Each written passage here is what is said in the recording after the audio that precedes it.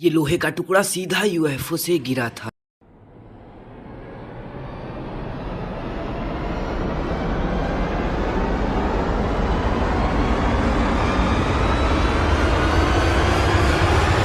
ये हम नहीं कह रहे हैं, ये दुनिया कह रही है। दरअसल वर्ल्ड वार 2 के बाद साल 1947 में एक ऐसी घटना घटी थी जिसमें एक अमेरिकन शहर के ऊपर खुद यूएफओस आए थे। इस न्यूज को कई गवर्नमेंट्स न्यूज चैनल वालों ने भी दिखाया है। हालांकि उस दिन सच में यूएफओस आए थे, और हाँ अगर आए थे तो कहाँ गए। तो उस दिन यूएफओ की तरह पूरे शहर को कब्जे में ले लेने वाले ऑब्जेक्ट्स कौन से थे, और सबसे बड़ी बात फिर ये एलियन मेटल आया तो आया कहाँ से। वेल आज की इस एपिसोड में हम उसी एक रात का पर्दाफाश करने वाले हैं। दोस्तों हम जिस घटना की बात कर रहे हैं वो 7 जुलाई 1947 की है। इसकी कहानी शुरुआत होती है 24 जून 1947 के दिन, जब पायलट केनेथ हाल्डन वाशिंगटन के कैस्केड माउंटेन के ऊपर उड़ रहे थे एक क्रैश हुए मिलिट्री एयरक्राफ्ट को ढूंढने के लिए। तब टोटल उन्होंने 9 क्रिएशन शिप यानी मून की तरह 9 ऑब्जेक्ट्स को आसमान में उड़ता हुआ देखा था, जो कि लगभग 3 किलोमीटर की ऊंचाई पर 1900 किलोमीटर प्रति घंटे की रफ्तार से उड़ते हुए देखा, जो उस वक्त के हिसाब से लगभग इम्पॉसिबल था। अब इन्होंने अपनी ऑब्जर्वेशन को बताते हुए कहा कि ये ऑब्जेक्ट झटके खाते हुए आसमान में उड़ रहे थे, जैसे कि पानी में पत्थर मारते हुए होता है। और जब ये बात मीडिया के पास गई तब तो बवाल ही हो गया। मीडिया इसे हेविली कवर करने लगा।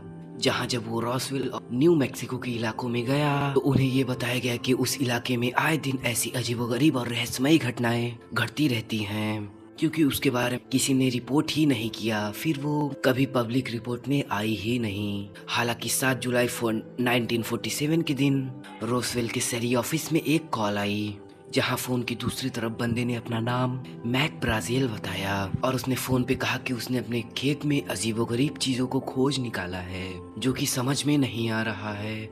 उसने बताया कि ये डिब्री उसके खेत में कई दिनों से पड़ी हुई है, लेकिन उस पे इसने गौर नहीं किया। लेकिन बीते कुछ दिनों में वो कुछ दिनों से न्यूज़पेपर में यूएफओस के बारे में पढ़ रहा है, तो उसे डाउट हुआ कि ये कहीं ना कहीं यूएफओस के टुकड़े तो नहीं हैं। ये बात सुनते ही शेरिफ ने खुद उस डिफ्रीज को देखा।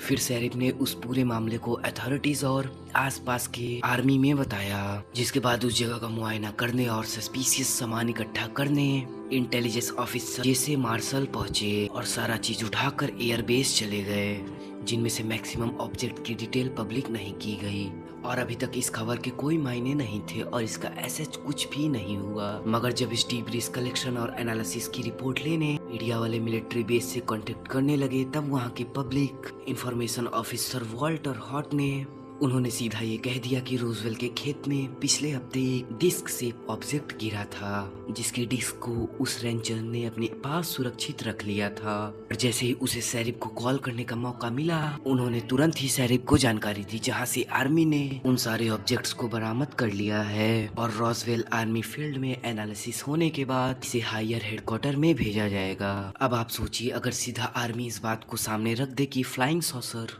और उसके डिस्क को आर्मी ने एनालिसिस के लिए अपने पास रखवाया हुआ है, तो क्या वजह है आपकी इसके ऊपर ना मानने की। अगले दिन रोजवेल डेली के पेज पे ये हेडलाइन आई, RAF capture flying saucer on ranch in Roswell region. RAF का मतलब रोजवेल आर्मी एयरफील्ड।